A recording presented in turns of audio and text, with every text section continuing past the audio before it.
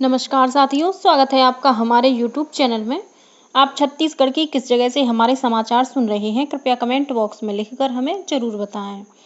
रायपुर से प्रस्तुत हैं छत्तीसगढ़ के प्रादेशिक समाचार। समाचारों के साथ मैं रजनी शुक्ला। पहले मुख्य समाचार।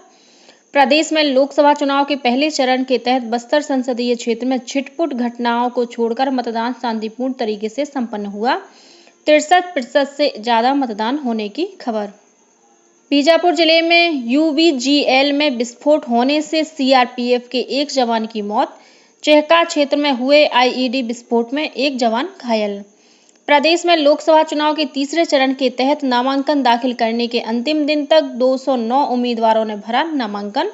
आज होगी नामांकन पत्रों की जांच। और प्रदेश में लोकसभा चुनाव के दूसरे और तीसरे चरण के तहत चुनाव प्रचार ने जोर पकड़ा। अब समाचार विस्तार से। प्रदेश में लोकसभा चुनाव के पहले चरण के तहत बस्तर संसदीय क्षेत्र में कल छिटपुट घटनाओं को छोड़कर मतदान शांतिपूर्ण तरीके से संपन्न हुआ। इसके साथ ही इस सीट से कांग्रेस के कवासी लखमा और भाजपा के महेश कश्यप सहित 11 उम्मीदवारों का भाग्य ईवीएम में कैद हो गया है। बस्तर विधानसभा में लगभग 73, बीजापुर में करीब 42, चित्रकूट में 73, दंतेवाड़ा में 67, जगदलपुर में 65, कोंडागांव में 72, कोंटा में 51 और नारायणपुर विधानसभा क्षेत्र में 62% मतदान दर्ज किया गया। बस्तर संसदीय क्षेत्र में इस बार 1961 मतदान केंद्र बनाए गए थे। इनमें से 61 को संवेदनशील और 196 मतदान केंद्रों को अति संवेदनशील घोषित किया गया था। बस्तर लोकसभा क्षेत्र के 811 मतदान केंद्रों पर वेबकास्टिंग की सुविधा उपलब्ध कराई गई थी। मुख्य निर्वाचन पदाधिकारी कार्यालय में स्थापित कंट्रोल एंड कमांड सेंटर से बस्तर में हुए मतदान प्रक्रिया पर नजर रखी गई। बस्तर संसदीय क्षेत्र के कोंडागांव, नारायणपुर, चित्रकूट, दंतेवाड़ा, बीजापुर और कोंटा विधानसभा क्षेत्रों में सुबह 7 बजे से दोपहर 3 बजे तक मतदान हुआ। वहीं बस्तर विधानसभा क्षेत्र में सुबह 7 बजे से शाम 5 बजे तक वोट डाले गए। इसी तरह जगदलपुर विधानसभा क्षेत्र के 175 मतदान केंद्रों में भी सुबह 7 बजे से शाम 5 बजे तक वोट डाले गए, जबकि 72 मतदान केंद्रों में सुबह 7 बजे से दोपहर 3 बजे तक मतदान हुआ। सभी संवेदनशील क्षेत्रों में सुरक्षा के पुख्ता इंतजाम किए गए थे। बस्तर संसदीय क्षेत्र में मतदान को लेकर लोगों में खासा उत्साह देखा गया। सुबह से ही पोलिंग बूथों के बाहर लंबी लंबी कतारें देखी गईं। युवा, महिला और बुजुर्ग मतदाता गर्मी की परवाह किए बिना वोट डालने मतदान केंद्र पहुंचे। इस सीट से कांग्रेस उम्मीदवार कवासी लखमा ने कोंटा विधानसभा क्षेत्र के नागारास मतदान केंद्र पहुंचकर अपना वोट डाला। वहीं भाजपा प्रत्याशी महेश कश्यप ने जगदलपुर विधानसभा क्षेत्र के कलचा गांव में मतदान किया। इसके अलावा प्रदेश भाजपा अध्यक्ष किरण सिंह देव ने जगदलपुर के शांति नगर वार्ड में और कांग्रेस के प्रदेश अध्यक्ष दीपक बैज ने कोंटा विधानसभा क्षेत्र में वोट डाला। इसी तरह कोंडा गांव से भाजपा विधायक लताव सेंडी, कांग्रेस के पूर्व विधायक मोहन मरकाम और जिला कलेक्टर कुणाल दुदावत ने भी अपने मताधिकार का प्रयोग किया। इसके अलावा कोंडागांव जिले में स्काउट गाइड के बालक बालिकाओं ने जरूरतमंद बुजुर्ग और दिव्यांग मतदाताओं को मतदान केंद्रों तक ले जाने में उनकी मदद भी की। वहीं नारायणपुर विधानसभा क्षेत्र के गुरिया मतदान केंद्र में शादी के तुरंत बाद दूल्हा दुल्हन वोट डालने पहुंचे। मतदान करने के बाद उन्होंने कहा कि लोकतंत्र के इस महापर्व में हिस्सा लेना सभी का कर्तव्य है, इसलिए उन्होंने शादी के तुरंत बाद मतदान केंद्र पहुंचकर अपने मताधिकार का प्रयोग किया। गौरतलब है कि बस्तर लोकसभा सीट क्षेत्र में कुल 14,72,207 मतदाता हैं।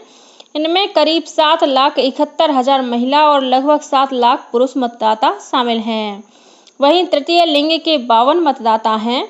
इस बीच बस्तर क्षेत्र में चुनाव संपन्न के बाद मतदान दलों की वापसी भी शुरू हो गई है। सबसे पहले कोंडागांव जिले के बेचा और कड़ेनार मतदान केंद्र के अधिकारियों को हेलीकॉप्टर के माध्यम से रवाना किया। बीजापुर जिले में कल हुए एक विस्फोट में केंद्रीय रिजर्व पुलिस बल सीआरपीएफ के एक जवान की मौत हो गई। मिली जानकारी के अनुसार जिले के उसूर थाना क्षेत्र में गलगम इलाके में स्थित सुरक्षा कैंप से एरिया डोमिनेशन के लिए सीआरपीएफ की एक टीम कल सुबह रवाना हुई थी। कार्यवाही के दौरान दुर्घटनावश यूबीजीएल में विस्फोट हो गया। इससे सीआरपीएफ की 196वीं वाहिनी का आरक्षक देवेंद्र कुमार घायल हो गया। घायल जवान को बेहतर इलाज के लिए हेलीकॉप्टर से जगदलपुर मेडिकल कॉलेज लाया गया, जहां इलाज के दौरान उसकी मृत्यु हो गई। देवेंद्र कुमार बस्तर जिले के धोबीगुड़ा गांव का रहने वाला था। उसका अंतिम संस्कार आज उसके गृहग्राम में किया जाएगा। एक अन्य घटना में बीजापुर जिले के ही भैरमगढ़ इलाके में हुए एक आईईडी विस्फोट में केंद्रीय रिजर्व पुलिस बल सीआरपीएफ का एक सहायक सेनानी घायल हो गया। मिली जानकारी के अनुसार सीआरपीएफ का दल चेहका क्षेत्र में स्थित पोलिंग बूथ के आसपास के इलाके में एरिया डोमिनेशन की कार्यवाही कर रहा था। तभी प्रेशर आईईडी में विस्फोट होने से सहायक सेनानी मनु एचसी को हाथ में और पैर में चोट आई। घायल जवान को प्राथमिक उपचार के बाद बेहतर इलाज के लिए रायपुर लाने की तैयारी चल रही है। लोकसभा चुनाव के तीसरे चरण के तहत प्रदेश के 7 संसदीय क्षेत्रों में 209 अभ्यर्थियों ने नामांकन दाखिल किए हैं। राज्य निर्वाचन पदाधिकारी कार्यालय से मिली जानकारी के अनुसार नामांकन दाखिल करने के अंतिम दिन कल 88 अभ्यर्थियों ने नामांकन पत्र जमा किए। सुरगुजा लोकसभा क्षेत्र के लिए 13, रायगढ़ से 15, जांजगीर चांपा से 29 और बिलासपुर लोकसभा क्षेत्र से 46 उम्मीदवारों ने नामांकन पत्र भरा। वहीं दुर्ग लोकसभा क्षेत्र से 27, रायपुर लोकसभा में 45 और कोरबा लोकसभा क्षेत्र में 34 उम्मीदवारों ने नामांकन पत्र दाखिल किया। तीसरे चरण के तहत आज 20 अप्रैल को नामांकन पत्रों की जांच की जाएगी। 22 अप्रैल तक उम्मीदवार अपना नाम वापस ले सकेंगे। तीसरे चरण में 7 मई को वोट डाले जाएंगे। प्रदेश में लोकसभा चुनाव के लिए दूसरे और तीसरे चरण के लिए राजनीतिक दलों का प्रचार अभियान तेज हो गया है। विभिन्न राजनीतिक दलों के प्रमुख नेता और स्टार प्रचारक लगातार जनसभाएं लेकर मतदाताओं का समर्थन हासिल करने का प्रयास कर रहे हैं। इसी कड़ी में भाजपा के वरिष्ठ नेता और मुख्यमंत्री विष्णुदेव साय ने कल सरगुजा लोकसभा क्षेत्र से प्रत्याशी चिंतामणि महाराज के पक्ष में अंबिकापुर में आयोजित विजय संकल्प जनसभा को संबोधित किया। इस मौके पर श्री साय ने कहा कि कांग्रेस मुद्दा विहीन हो चुकी है, इसलिए जनता को अलग अलग मुद्दों पर भ्रमित कर रही है। उन्होंने कहा कि आरक्षण को खत्म नहीं किया जाएगा और महतारी बंधन योजना भी बंद नहीं होगी। बिलासपुर से कांग्रेस के लोकसभा चुनाव संयोजक संतोष कौशिक और उनके समर्थकों ने भारतीय जनता पार्टी की सदस्यता ले ली है। तखतपुर से भाजपा विधायक धर्मजीत सिंह की अगुवाई में तखतपुर जनपद पंचायत अध्यक्ष राजेश्वरी जुगल कौशिक, जनपद उपाध्यक्ष दिव्या नितेश मिश्रा और पूर्व जनपद सदस्य राकेश तिवारी सहित बड़ी संख्या में कांग्रेस कार्यकर्ताओं ने भाजपा में प्रवेश किया। इससे पहले कांग्रेस नेता और कांकेर के पूर्व विधायक शिशुपाल सौरी सहित 700 से ज्यादा कार्यकर्ताओं ने भी भाजपा प्रवेश किया।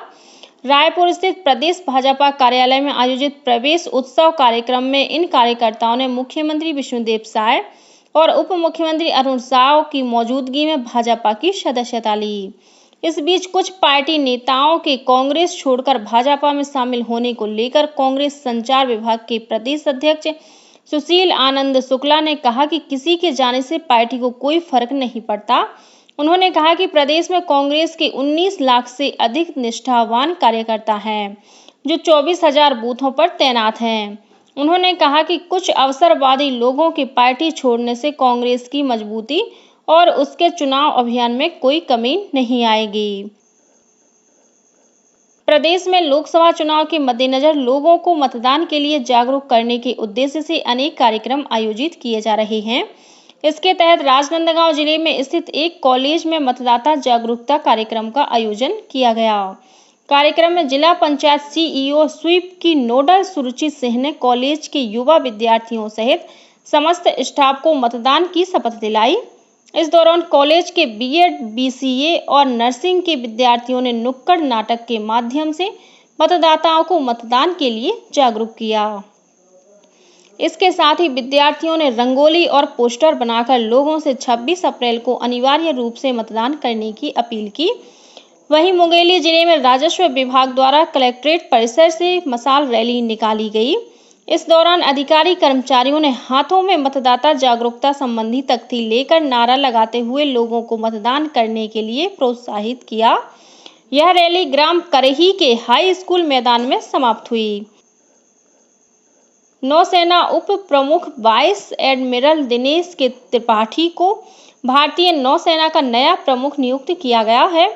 वह एडमिरल आर हरि कुमार का स्थान लेंगे, जो इस महीने की 30 तारीख को सेवानिवृत्त हो रहे हैं। नौसेना स्टाफ के उप प्रमुख के रूप में कार्यभार ग्रहण करने से पहले एडमिरल त्रिपाठी ने पश्चिमी नौसेना कमान में flag officer commanding in chief के रूप में कार्य किया है। वाइस एडमिरल दिनेश त्रिपाठी को कर्तव्य परायणता के लिए अति विशिष्ट सेवा पदक और नौसेना पदक से सम्मानित किया गया है। और अब कुछ अन्य खबरें संक्षेप में।